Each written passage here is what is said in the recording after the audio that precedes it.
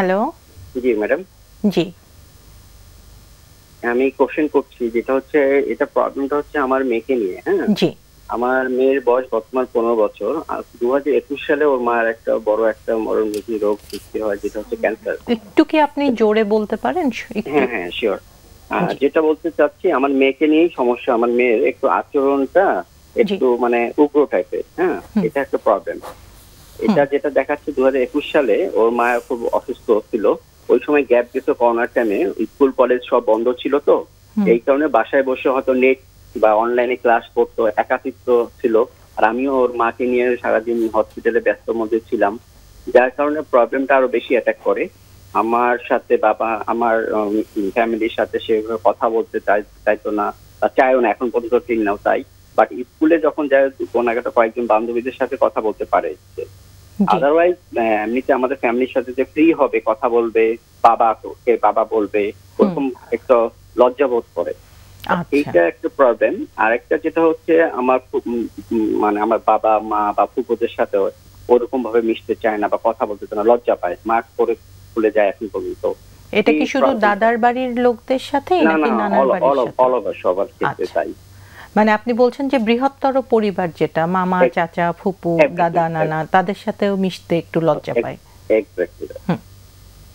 আর এইটার সলিউশনটা একটু জানতে চাচ্ছি ম্যাডাম আপনাদের কাছে। আসলে এই সমস্যাটা আসলে সামনে তো বিয়ে শাদীর ব্যাপারও আছে ভবিষ্যতে, এগুলো নিয়ে আমরা একটু টেনশন করছি। এখন যেহেতু ক্লাস 15 বছর ক্লাস 9 এর স্টুডেন্ট। হ্যাঁ, তো গ্যাপটা হয়েছিল ওই করোনার টাইমে, ওই একাকিত্ব হওয়ার কারণে প্রবলেমটা হয়েছিল ওই সময়। আমিও গ্যাপ হয়ে গেছে, ফ্যামিলি থেকে একটু বিচ্ছিন্ন ছিল, তার সঙ্গী ছিল না যে কথা বলবে, খেলাধুলাতে যাবে, এই একটা সমস্যা। আপনার কি একটাই সন্তান? আমার এক ছেলে এক মেয়ে, মেয়েটাই বড়, ছেলেটা ছোট। ছোটটা কত ছোট? ও বয়স হচ্ছে এখন 7 বছর। ছোটটাকে কি একটু বেশি গুরুত্ব দেওয়া হয়? হ্যাঁ, ও একটু চঞ্চল, বাট ওরও একটু আমি থিঙ্ক করতেছি যে দেখতেছি এই সেম, মানে লজ্জা পায়, কথা বলতে চায় না। কেউ আসলে আস্তে কথা বলে, খুব স্লোলি কথা বলে, নাম জিজ্ঞাসা করলে খুব আস্তে হয়ে কথা বলে। বাসায় কি বকাঝকা করা হয় বাচ্চাদেরকে, মা বা আপনি? বকাঝকা তো ওইভাবে করা হয় না, লেখাপড়ার জন্য একটু বলা হয়, বাট ওইরকম ভাবে করা হয় না। বাচ্চার স্কুলের রেজাল্ট কিরকম, পড়াশোনার ফলাফল? পড়াশোনার রেজাল্ট মিডিয়াম, মানে অতটা যে ভালো তাও না। মানে আমার ছোট বাচ্চাকে এখন স্কুল দেয় নাই, ছেলেটাকে না, মেয়েটার বড়টা? মেয়েটা হ্যাঁ, ও মোটামুটি মানে লেখাপড়ায় খুব মনোযোগ কম। যতটুকু পরে সাব থাকে, ব্রেন যতটুকু পারে ও ট্যালেন্টলি ভাবে লেখাপড়া করতে পারে। মানে আপনি বলছেন যে ও মেধাবী কিন্তু পড়াশোনায় মনোযোগটা কম। Exactly right. আচ্ছা, আর ও কি অন্য কিছু করে, যেমন বাচ্চারা ছবি আঁকা বা খেলাধুলা, গান শেখা, এক্সট্রা? মোবাইলের নেশাটা বেশি। মোবাইলের। আচ্ছা, মা কি বাসায় থাকেন নাকি? মা বাসায় থাকে। মা আছেন আপনার সাথে এখন? হ্যাঁ আছে, একটু কথা বলতেছি। মা কিছু বলবেন? বাবা তো বললেন, আমরা শুনলাম, আপনি কি এর সাথে কিছু? হ্যালো, আসসালামু আলাইকুম। ওয়ালাইকুম আসসালাম। জি, আপনি কিছু যুক্ত করতে চান? যুক্ত করতে চাই বলতে ওই রকম ও মানে সবসময় খিটখিটে মেজাজ নেই, কোন একটা ভালো কথা বলতে গেলেও দেখা যাচ্ছে আমাকে বকতেছে, মানে বকাবকিটা করে। মানে আমি বলি, বকো কেন, আমি তোমাকে একটা ভালো কথা বললাম, তুমি ভালো কথা বলো। বকুনিটা কি মাই বেশি খাচ্ছেন? হ্যাঁ, বকুনিটা কি মা বেশি খান না বাবাও খান? মানে বাবাকে না, জাস্ট আমার সঙ্গেই, বাবার সঙ্গে বেশি প্রিয় না। অনেকেই বলে না বাবার সাথে, বাবা অফিস থেকে আসলো, বাবা আমার এটা লাগে, বাবাও বলে ডাকে না, আমাকে মা বলে ডাকে, কিন্তু বাবাকে বলবে না বাবা আমার এটা লাগবে।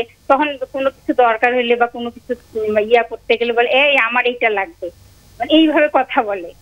আমার এটা ভালো লাগে না যে অনেক বাচ্চারা দেখি সবার সাথে ফ্রি, বা কোথাও বেড়াতে গেলাম চুপ করে এক জায়গায় বসে থাকে। মানে অনেকেই আছে না, খুব সুন্দর ভাবে গল্প করতেছে, এটা নিয়ে গল্প করে, ওর আত্মীয় স্বজন বলতে ওর খালা ফুপি দিদা দাদা, মানে কারোর সাথেই ও ফ্রি না। মানে দাদাকেও দাদা বলে ডাকে না, ফুপিকেও ফুপি বলে ডাকে, সবাই ওকে অনেক আদর করে, কিন্তু ও এইরকম সবার থেকে আলাদা নিজেকে রাখতে চায়, মানে এইভাবে গুটায় রাখতে চায়। ও স্কুলের বন্ধু বান্ধবদের সাথে কি মিশতে পারে? স্কুলের বন্ধু বান্ধব আছে, কয়েকটা আছে বান্ধবী, ওদের সাথে হ্যাঁ ফ্রি। মানে আমি বলি তুমি স্কুলে গেলে এমন করো, বলে যে না আমি তো স্কুলে গেলে বান্ধবী, মানে 4-5টা বান্ধবী ওর আছে, সবার সাথে কিন্তু না। এইরকম ওর যেটা ভালো লাগে, যাকে ভালো লাগে তার সাথে কথা বলতে ভালোবাসে এই ধরনের। আপনি বলছিলেন যে বাবাকে বাবা বলে ডাকছে না, এটা কি নির্দিষ্ট কোনো সময়ের পর থেকে বা নির্দিষ্ট কোনো ঘটনা ছিল? ঘটনা না, মানে এই যে এইরকম মানে ওর সাথে যেমন না কোনো ঘটনাই না, মানে এই যে আমরা যে ও একা ছিল, আমি যে হসপিটালে ছিলাম, ও হ্যাঁ ও দাদি বাসায় ছিল, আমরা অবশ্য এখন একসাথেই থাকি, ওর দাদি বাসায় ছিল তখন একা। ও ছোটবেলা থেকেই সমস্যা কি মানে ও সমবয়সী কারোর সাথে মানে ইয়া করেনি, মিশতে পারে না। মানে খেলে অনেকেই থাকে না যে আমার সমবয়সী একজনের সাথে গেলাম খেললাম, সেটা ও পায়নি, ছোটবেলা থেকেই পায় নাই, মানে জন্ম থেকে ও একা একা। আর আমার ওর ফুপির আবার ছেলে, সব ছেলে, হ্যাঁ মেয়ে নাই, মানে ওর যে একটা মেয়ে বান্ধবী বা মেয়ে সঙ্গী থাকবে, বা আমরা যেখানে থাকতাম ওর বান্ধবীর বাসা হয়তো বা থাকে না যে আমার পাশের বাসায় ওর ক্লাসমেট আছে, আমি গেলাম খেললাম, ওই ধরনের কোনো সুযোগ সুবিধাই ও পায় নাই। কারণ এই কারণে এরকম হয়ে যাচ্ছে কিনা এখন ইদানিং দেখতেছি ও সারাদিন মোবাইল নিয়ে থাকে। আমি কি করো মোবাইলে, যে দেখি মোবাইলে এমনি বাচ্চারা যে দেখে, সাজুগুজু করার খুব ইচ্ছা, এগুলা দেখে। লেখাপড়ার মনোযোগটা আবার কম, ইদানিং তো লেখাপড়ার অবস্থাও বেশি না, এই দিকেও বুঝতে পারছি। আপনার কি নির্দিষ্ট কোনো প্রশ্ন আছে আমাদের অতিথিদের কাছে? মানে এখন আমি কি করব, মানে এই ধরনের যে হয়ে যাচ্ছে, ও চুপচাপ কথা বলে না এই ধরনের। আর ওর একটা শারীরিক সমস্যাও আছে। সমস্যাটা কি, এখন একটু আগে দেখলাম একটা মোবাইল নাম্বার ছিল, নাম্বারটা কেন এখন দেখাচ্ছে না। মানে শারীরিক সমস্যা বলতে কি ওর পিরিয়ডের নিয়ে সমস্যা, এটা কি বলা যাবে? সেটার জন্য আমার মনে হয় আপনি স্ত্রীরোগ বিশেষজ্ঞ যিনি আছেন আপনাদের কাছাকাছি তার সাথে যোগাযোগ করবেন। আমরা এখানে মানসিক স্বাস্থ্যের ব্যাপারটা শুধু আলাপ করি। সেজন্য এখন এটা নিয়ে কি করা যাবে, মানে কি কাউন্সেলিং এ বা কিছু যদি জানেন? আমি একটু আমাদের অতিথিদেরকে জিজ্ঞেস করি কারো কোনো প্রশ্ন আছে নাকি। না মানে না, এটাই সমস্যা, এই মানে একটু অতিথিদের প্রশ্ন আছে, একটু শুনি। ও আচ্ছা আচ্ছা, আমার একটা প্রশ্ন হচ্ছে যে ওর বাবা যখন বলছিলেন যে একটু উগ্র আচরণ করে, আবার আপনি অ্যাড করলেন হচ্ছে যে একা থাকে, চুপচাপ থাকে, কথা বলে না। তো একা থাকার জায়গাটা বুঝলাম, কি ধরনের উগ্র আচরণ করে বা কখন করে বলে আপনার মনে হয়? ও উগ্র আচরণ বলতে কি, যেমন বসেও মোবাইল দেখতেছে, আমি একটা কথা বললাম, হুট করে রাগ হয়ে গেল, মানে কি বলবো যে হ্যাঁ আমি আসি, বা এরকম চিল্লায় একটা কথা বললো, এরকম মানে স্বাভাবিক সুন্দরভাবে কথাটা বলতে পারে না। এই আর কি উগ্র আচরণ বলতে সেই রকম না, বাইরে টাইরে যেতে চায় না, না সেই ধরনের না, মানে বাসার ভিতরেই এইরকম আচরণটা। আমার একটা প্রশ্ন আছে, সেটা হচ্ছে আমার একটা প্রশ্ন আছে, সেটা হচ্ছে যে বাসার ভিতরে যে উগ্র আচরণ করে সেটা কি এরকম যে মানে বাসায় যারা মান্য ব্যক্তি আর কি, যে বাবা মা, তারপর যারা সিনিয়র, তাদের যে কথা সেগুলো কি সে পালন করতে পারে না, অনেক সময় রিফিউজ করে? হ্যাঁ ও রিফিউজ করে, সহ্য করতে পারে না, অনেক সময় অনেক কথাই সে সহ্য করতে পারে না। মানে একটা ভালো কথা ওকে বললো, ও ওটা রিফিউজ করলো বা সহ্য করতে পারলো না। ও কি ক্রমশই পরিবার থেকে বিচ্ছিন্ন হয়ে পড়ে যাচ্ছে? বিচ্ছিন্ন ছিল, এখন তো আমরা জাস্ট ওকে মানে সময় বলতে কি, মানে এখন তো একসাথেই থাকি, মানে একসাথেই এখন আছি, মাঝখানে বিচ্ছিন্ন হয়ে গেছিল। আর মানে যেই বয়সটা ও সবার সাথে থাকার কথা, খেলার কথা, ওই বয়সটাও একাকিত্বতা চলে আসছিল। সেই প্রবলেমটাই কি ওর এখনো আছে নাকি, কি জন্য এরকম হয়ে যাচ্ছে? আর কোনো প্রশ্ন? আর একটা প্রশ্ন করতে ইচ্ছা করছে, সেটা হচ্ছে যে আপনি বলছিলেন যে ভালো কথা বললেও ও কেমন করে ওঠে। এখন ভালো কথাগুলি কি রকম, একটা দুইটা উদাহরণ দেওয়া যায় যে কি ধরনের ভালো কথা বলে? হ্যাঁ উদাহরণ বলতে কি, ও হচ্ছে দেখতেছে যে মোবাইল টিপতেছে বা মোবাইল দেখতেছে, আমি বলি যে রোজ ভাত খাও আসো, তখন ও মানে রাগ হয়ে যায় যে হ্যাঁ যাচ্ছি বা পরে খাবো, এরকম একটা মানে রাগ হয়ে যায়, আচরণগত মানে রাগ হয়ে ওঠে কথাটা। আমি তো একটু ভালো কথাই বললাম, বা বললাম যাও এখন পড়তে বসো, বা একটা গল্প করতে চাই যে আসো এই জিনিসটা এরকম হয়েছে, শুনতেও চায় না, মানে আগ্রহই নাই, এরকম ব্যাপারটা। আচ্ছা ঠিক আছে, অনেক ধন্যবাদ। আচ্ছা ম্যাডাম, ঠিক আছে, আমরা তাহলে আলোচনা করি। আপনি শোনেন, বাবাও তো আছেন আপনার সাথে, আপনারা দুজন একটু শোনেন, ঠিক আছে? আচ্ছা বলেন বলেন। একটা বিষয় হচ্ছে যে ওর বয়সন্ধিকালটা শুরু, সেই সময় থেকে ও হচ্ছে ওর মা অসুস্থ এবং একা থাকার সময়টা শুরু হয়েছে। তো আমরা জানি যে বয়সন্ধির সময় এই যে পরিবর্তনটা হচ্ছে, এই পরিবর্তনের সময় কিন্তু তার আবেগীয় পরিবর্তনটা অনেক বেশি হয়। তো সেই সময় আসলে ও বোঝা যায় যে ও সাপোর্টটা ওইভাবে পায় না। আমরা জানি না যে ওই সময়টায় ও কিভাবে একা একা ওর একা থাকার সময়টার সাথে কিভাবে কোপ করেছে, কিভাবে সেই জায়গাটায় নিজেকে সামাল দিয়েছে। কারণ বাবাও মাকে নিয়ে ব্যস্ত, মা অসুস্থ, হ্যাঁ, এবং অন্য কারোর সাথে ওইভাবে কমিউনিকেশন হচ্ছে না সেই জায়গাটায়। তো এই একা থাকার সময়টাকে সে হচ্ছে নিজে কোপ করার জন্য বা কোপ করার মধ্যে দিয়ে তার একটা কমফোর্ট জোন কিন্তু তৈরি হয়েছে। সে একা থাকতে পছন্দ করে, অভ্যস্ততায় পরিণত হয়েছে। হ্যাঁ, আর একটা বিষয় হচ্ছে যে এই মোবাইলের যে ব্যাপারটা, মোবাইলে যে আমি একটা কিছুর সাথে এনগেজ থাকছি, একটা কিছুর সাথে আমার একটা সম্পর্ক তৈরি হচ্ছে, ওই দিক থেকে কোনো নাই, বাধা নাই, নিষেধ নাই।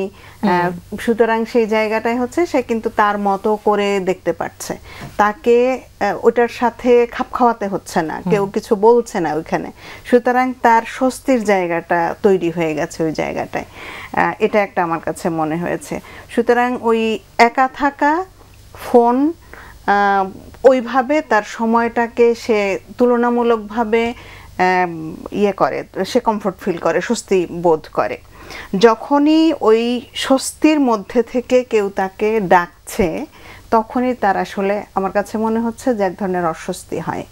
এই অস্বস্তিটার সাথে ও কিভাবে খাপ খাওয়াবে, কিভাবে অস্বস্তিটার সাড়া দেবে, সেটা আবার হয়তোবা ওর সমস্যা হচ্ছে।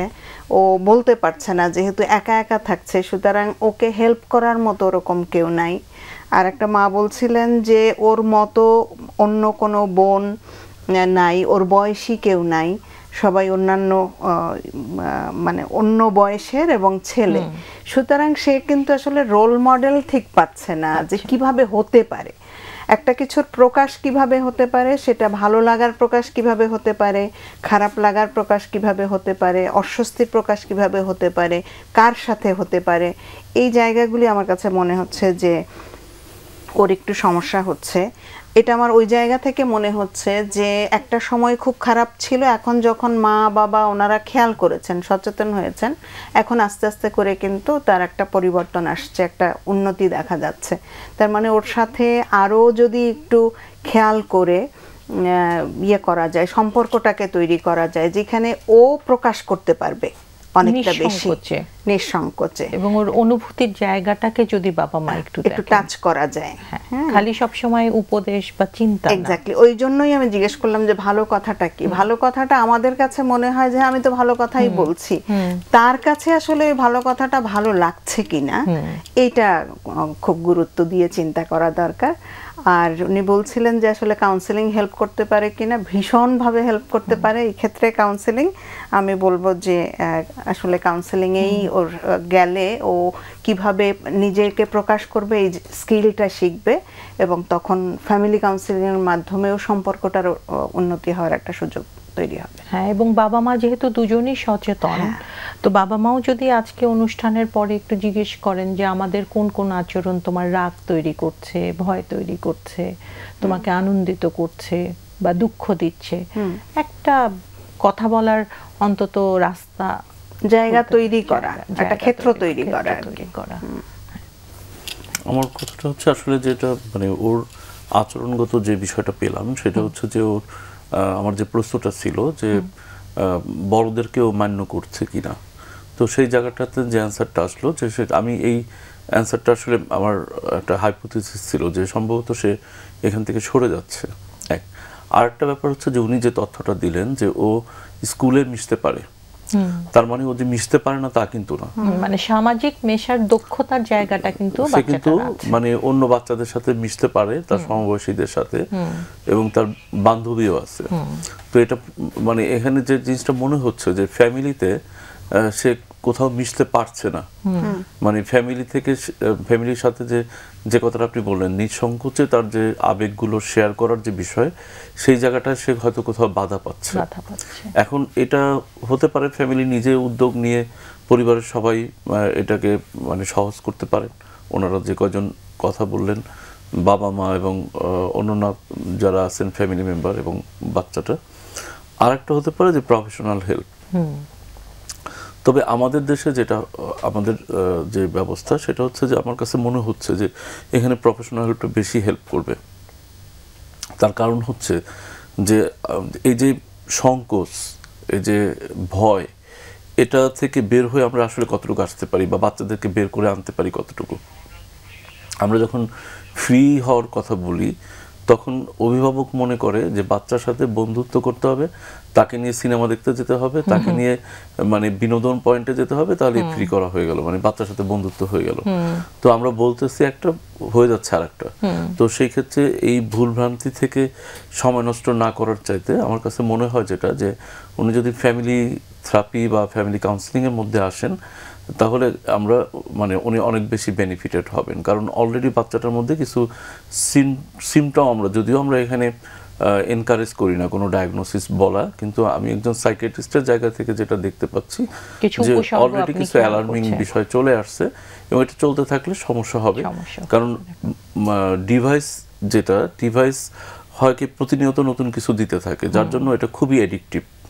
এবং এখানে যখনই সময় দেয় এত বেশি ডিস্ট্রাকশন করে এবং লাইফ থেকে সরিয়ে ফেলে, তখন দেখা যায় যে ডিভাইস তাকে খেয়ে ফেলে। তো এই এডিকশনটা আমরা কিন্তু মানে খুব একটা অ্যাওয়ার করি না। আমরা মনে করি যে গতানুগতিক মাদক এবং অন্যান্য নেশাগুলোই বড় নেশা, কিন্তু আসলে সবচেয়ে সহজলভ্য নেশা হচ্ছে ডিভাইস এডিকশন। এবং এখন এটা মারাত্মক পর্যায়ে, এবং মারাত্মক পর্যায়ে এবং এই বয়সে। এবং এই কারণে, এবং আমি যত প্রোগ্রাম করি সব জায়গায় কিন্তু এই ডিভাইস এডিকশনের ব্যাপারটা বলি, এই কারণে যে এই সচেতনতাটা আমাদের দরকার। কারণ এটা এমন একটা জিনিস, আমি যদি একটা সিগারেট কিনতে যাই আমাকে একটা দোকানে যেতে হবে, আমি যদি গাঁজা আনতে যাই আমাকে একটা গ্রুপের সাথে লিয়াজও রাখতে হবে, আমি যদি ইয়াবা কিনতে যাই আমাকে বাইরে যেতে হবে। কিন্তু ডিভাইসটা আমার মায়েরটা নিয়েও আমি খেলতে পারি, আমার বাবারটা নিয়েও আমি ব্যবহার করতে পারি। তো এই এডিকশনটা খুব দ্রুত হচ্ছে এবং এত নতুন নতুন জিনিস আসলো ইউটিউবে বা অন্য জায়গায়, প্রতিদিনই আমরা নতুন কিছু পাচ্ছি। আর নতুন কিছু পাওয়া মানেই হচ্ছে সেটা আমাকে আমার ব্রেইনে ডোপামিন রিলিজ করে দিচ্ছে, আর ডোপামিন রিলিজ করার অভ্যস্ততার মধ্যে পড়ে গেলে তার মানে আমি এডিকশনে চলে যাচ্ছি। এবং আলটিমেটলি কি হবে যে ও দেখা যাচ্ছে খাওয়ার সময় খেতে যাচ্ছে না, পড়ার সময় পড়তে বসছে না।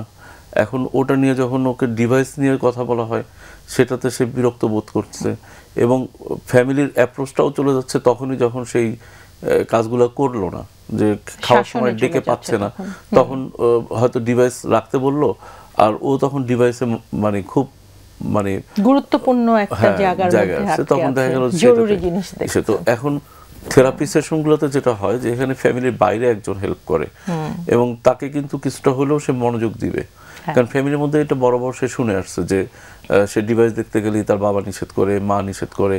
তো এই যে অভ্যস্ততা, এই অভ্যস্ততা থেকে যখন নতুন কোনো কথা শুনতে যাবে সেটার প্রতি তার মনোযোগ নাও আসতে পারে। তো সেই ক্ষেত্রে আমার মনে হয় যে অল্প কিছুদিন যদি প্রফেশনাল হেল্প নেন, একজন নতুন লোক যদি কথা বলে, সেটাও কিন্তু একটা ডিস্ট্রাকশন। যে অবস্থা আছে ওটা থেকে একটা ভিন্ন কিছু পেলো, সেটার প্রতি সবাই একটু মনোযোগী হলো, একটা ফ্যামিলি রুল তৈরি করলো, ডিভাইস রুল তৈরি করলো। আস্তে আস্তে ধাপে ধাপে যখন এগিয়ে যাবে তখন কিন্তু একসময় ও আবার স্বাভাবিক জীবনে চলে আসবে, সবার সাথে সবার একটা সম্পৃক্ততা তৈরি হয়ে যাবে এবং এটা একজন প্রফেশনাল তার দক্ষতা এটা করে দিতে পারবেন। এখানে আসলে ওষুধপত্রের রোল খুব বেশি না, এখানে এই ধরনের ইন্টারভেনশনের রোলই সবচেয়ে বেশি।